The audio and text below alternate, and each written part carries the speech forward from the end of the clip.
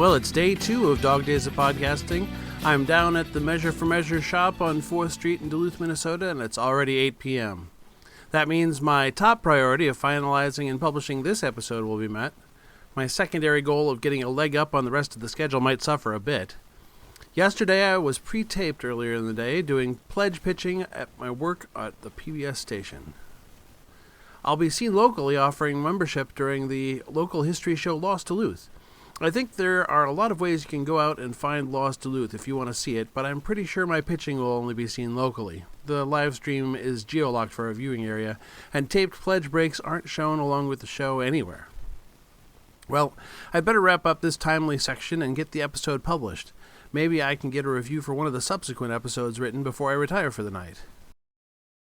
Hello, I'm Paul Mackey, and I'm an Idjit who until recently didn't watch very many animated television series.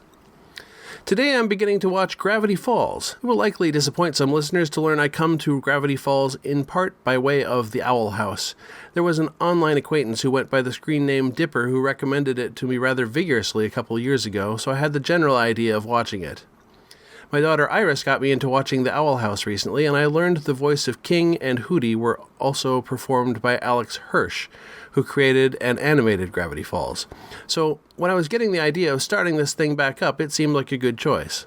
I've been avoiding as much information as possible, but from the visuals I've seen of the show, it appears to be set at a summer camp, and the Wikipedia article says it's a mystery comedy right up top.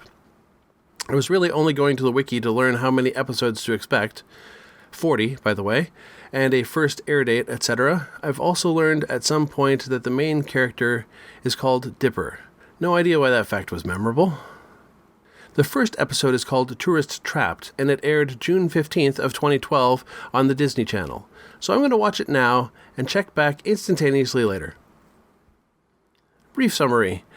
Twin siblings Dipper and Mabel have been sent to live with Great Uncle Stan for the summer. Mabel is looking for a whirlwind summer romance, but while Dipper is in the woods, he feels like he's being watched. Dipper finds a fake tree that conceals a controller, that opens a hatch, that contains a book, that reveals the existence of mysterious creatures. Once Dipper starts reading, he begins to suspect Mabel's new boyfriend of being something out of the ordinary. Meanwhile, despite his denials of anything strange going on, Stan appears to have a secret hatch of his own. Alright, this next section is called Very Cartoonish. This recurring segment will celebrate anything that's unique to a cartoon world, or any classic cartoon tropes or references. I appreciated that there was a riff on the 2 kids in a trench coat gag with the 5 gnomes, and was also happy to see the giant Voltron of gnomes. Of course, in the unique to the cartoon world category, one also can't help but notice the retching gnome barfing an iridescent rainbow. My favorite line. Awkward sibling hug? Awkward sibling hug. Pat, pat. And the pat-pat makes the line. Who is category? This time we'll go directly into Alex Hirsch. Alex was born and raised in Piedmont, California, a city completely surrounded by Oakland.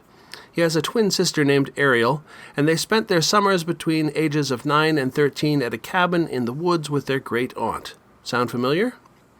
After graduation from Piedmont High, he went to perennial animator's favorite Cal Arts, graduating with a BFA, and he was staffed on The Marvelous Misadventures of Flapjack for Cartoon Network. He was involved in the pilot for Fishhooks at Disney before creating Gravity Falls in 2012.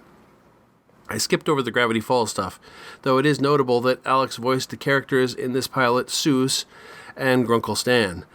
And after Gravity Falls, he did the voices of King and Hooty on the Owl House, also at Disney. He apparently has a multi-year producing deal with Netflix, though the series he was working on is stuck in development. What worked? It was a solid pilot, dropping right into the action, then introducing and explaining the characters. Also, I'm a sucker for mysterious shows set in the Pacific Northwest. I'm hoping for a periodic expansion of the menagerie of creatures revealed by the book. I enjoyed that the book accidentally opened to gnomes when Dipper was trying to reveal zombies, and it turned out it actually was gnomes after all. Plus, I have to give a really big things shout out to Paul Bunyan in the opening credits. What didn't work? Perhaps it'll change as the characters grow on me, but I felt a strong offset between the appearance and attitude of the main siblings in the show.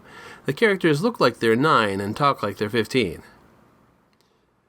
I was wrong. The series is not set at a summer camp, though the setting is in the summertime. The ball cap, which made me think it was a summer camp, has its origin at the end of the episode, and I assume this will be an essential part of Dipper's costume from here on out. A section called Things to Ponder. I'm going to have to take this more seriously than a cartoon viewer typically does. Did I miss Dipper's given name? I have to assume that Dipper is a nickname. What is Stan up to in the secret passage under the shop? Is he a Shriner, or is there another secret with his fez? What's the story behind the book? Is the 3 on the hand on the cover something to do with the hand, or is this book 3 of 3? And what is the key behind the encrypted text in the credits? Is it a simple substitution or something more complex? I guess that's all going to be answered in the future. Next time that we revisit Gravity Falls, it will be the episode titled The Legend of the Gobblewonker. Happy hunting!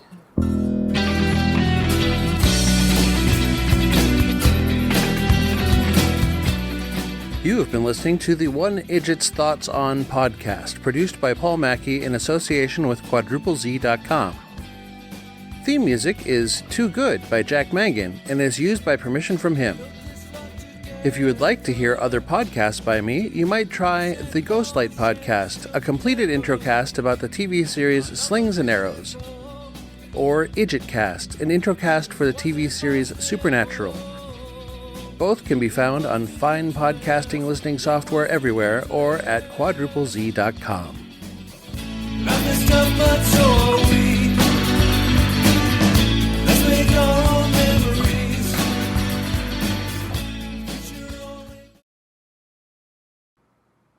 So does the Sasquatch really wear tighty-whities, like, even in the wild?